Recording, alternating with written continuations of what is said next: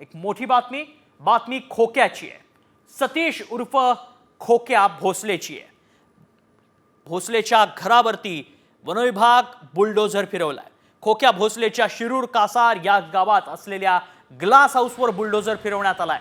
वनविभागाच्या जागेवर हे अनधिकृतपणे घर बांधण्यात आलं होतं, त्यामुळे आता वनविभागानं ही कारवाई केली आहे। याआधी वनविभागानं नोटीस पाठवली होती, मात्र 48 तासांमध्ये कोणतंही उत्तर न आल्यानं ही कारवाई करण्यात आली। खोक्या भोसले याच्यावर मारहाणीचा गुन्हा दाखल झाल्यानंतर त्याच्या घरावर वनविभागानं धाड टाकली आणि त्यावेळी धारदार शस्त्र, जाळी, वाघूरसह आणि अनेक गोष्टी वनविभागाला आढळल्या। प्राण्यांचं मांस देखील पोलिसांना आढळलं। खोक्यानं शेकडो वन्यजीव, हरिण, काळवीट, ससे, मोरांची शिकार केली असल्याचा गंभीर आरोप वन्यजीव प्रेमींनी केलाय। तसंच हरणांच्या पार्ट्या केल्याचे अवशेषही सापडत असल्याचा दावा करण्यात आला। सतीश उर्फ खोक्या भोसलेवरच्या घरावरती आज वन विभाग आणि पोलिसांनी मोठी कारवाई केलेली आहे। या घरावरती ही नोटीस चिटकवण्यात आलेली आहे। हेच ते घर आहे। आपण पाहू शकतो कशा पद्धतीची ही नोटीस आहे। हीच ती नोटीस आहे। सतीश निराळ्या भोसले, दिलीप सतीश भोसले, अर्चना गुड्ड्या भोसले ही संपूर्ण जे राहणार मंडळी आहेत ते शिरूर तालुका तहसील कार्यालयासमोरचे आहे। नोटीस जे आहे ते वन परिक्षेत्राधिकारी पाटोदा प्रादेशिक यांच्या कार्यालयाकडून ही नोटीस 11/3/2025 रोजीची ही नोटीस आहे। हे संपूर्ण चित्र जे आहे सतीश उर्फ खोक्या भोसलेच्या घरावरती ही नोटीस चिटकवण्यात आली होती। ही संपूर्ण कारवाई जी आहे आपण करताना पाहायला मिळते। दुसरीकडे पाहायला गेलं तर संपूर्ण ही जी नोटीस देण्यात आली, नोटीस नंतर ही कारवाई जी आहे ते आज वन विभागाकडून करण्यात आली। विशेष म्हणजे या ठिकाणी पाहायला लागेल आपल्याला, अगोदर सतीश भोसलेला रितसर 11/3/2025 रोजी नोटीस देण्यात आली। नोटीस नंतर त्यांनी घर न काढल्यामुळे स्वतः वन विभागाने आज मोठी कारवाई आज या ठिकाणी केल्याचं पाहायला मिळतंय। योगेश काशीद, बीड।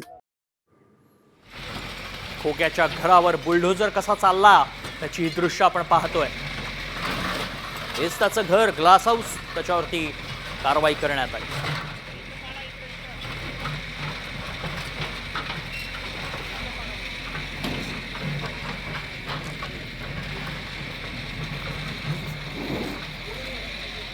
खोक्याच्या घरावर बुलडोझर चालवण्यात आलाय। अनेक गुन्हे खरं तर खोक्यावरती दाखल आहेत आणि आज खोक्या प्रयागराजमध्ये लपून बसला होता, त्याला पकडण्यात आलाय। बीड पोलिसांच्या तो ताब्यात आहे। वनविभागानं खोक्याच्या घरावर थेट बुलडोझर चालवलाय। खोक्यानं वनविभागाच्या जागेवर कारण हे घर बांधलं होतं आणि त्यामुळे त्याला नोटीस बजावण्यात आली होती, मात्र त्या नोटीसला त्यानं कोणतंही उत्तर दिलं नाही आणि अखेर वनविभागानं मग कारवाई केली, बुलडोझर चालवलाय।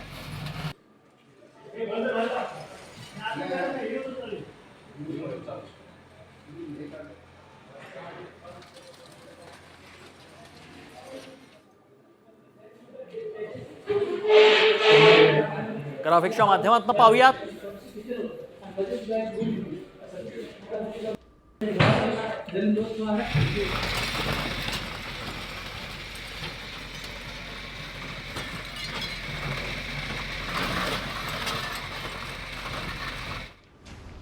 खोक्या भोसलेच्या शिरूर कासार गावातील घरावर बुलडोझर चालवण्यात आलाय। वनविभागानं काय कारवाई केली आपण पाहतोय। वनविभागाच्या जागेवरच बांधण्यात आलं होतं हे अनधिकृत घर। कारवाई संदर्भात वनविभागानं नोटीस पाठवली। नोटीसला 48 तासास कोणतंही उत्तर न आल्यानं कारवाई। खोक्याच्या घरात वन्यजीव प्राण्यांचे अवशेष आढळले होते।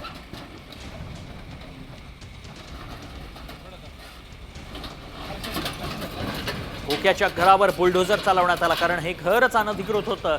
वनविभागाच्या जमिनीवर हे घर बांधण्यात आलं होतं आणि त्यामुळे अखेर खोक्याच्या घरावर बुलडोझर चालवण्यात आलाय।